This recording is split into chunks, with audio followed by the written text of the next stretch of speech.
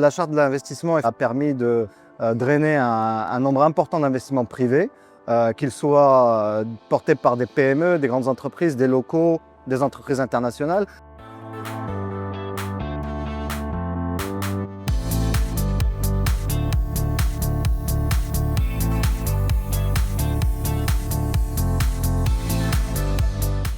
Le Maroc est effectivement une destination industrielle crédible parce qu'elle a permis de sécuriser déjà un certain nombre d'écosystèmes industriels variés. On peut citer l'automobile, l'aéronautique, mais il n'y a pas que cela. Il y a évidemment le secteur de la pharma, le secteur de la chimie parachimie, il y a le secteur du textile qui est un secteur traditionnel et important au Maroc, le secteur de l'agroalimentaire, donc un certain nombre de secteurs émergents et confirmés aujourd'hui au Maroc qui ont été évidemment construits grâce à la vision éclairée de Sa Majesté le Roi, que Dieu l'assiste, et qui aujourd'hui ont une vraie portée à l'international. Quand on parle Maroc à des opérateurs étrangers, à des opérateurs locaux, il y a un savoir-faire, il y a une compétence, il y a une offre de valeur qui est pertinente pour les stratégies industrielles des différents groupes. Parmi les signaux qui le confirment, on voit déjà que le nombre d'investissements ou le volume des investissements est exponentiel ou est en constante augmentation année après année. Et puis par ailleurs, les notations du Maroc sur les différents indices confirment que cette base industrielle est de plus en plus crédible. Le dernier indice de la BAD est un exemple concret de la valeur et en tout cas de la pertinence de l'offre industrielle nationale.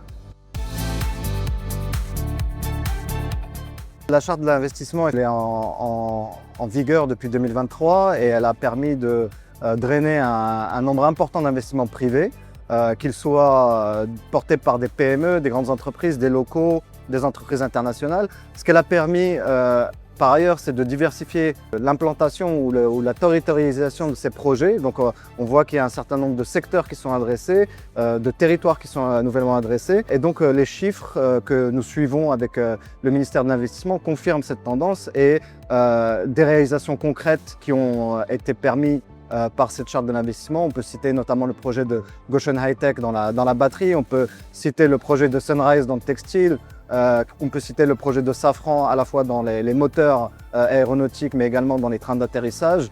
Donc ce sont là quelques exemples, mais des exemples parlants de la réussite industrielle marocaine permise notamment par la charte de l'investissement. La singularité du Maroc, c'est la combinaison en fait de plusieurs facteurs.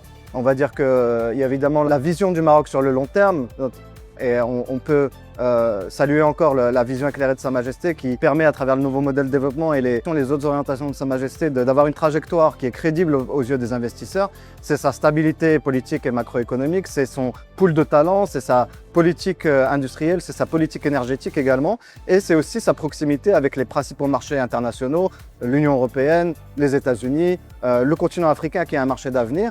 Et avec tous ces grands partenaires, nous avons des accords de libre-échange, nous avons des relations durables qui font que la proposition de valeur nationale trouve tout son sens dans les stratégies de diversification des chaînes de valeur, de sécurisation des chaînes d'approvisionnement des différents acteurs internationaux.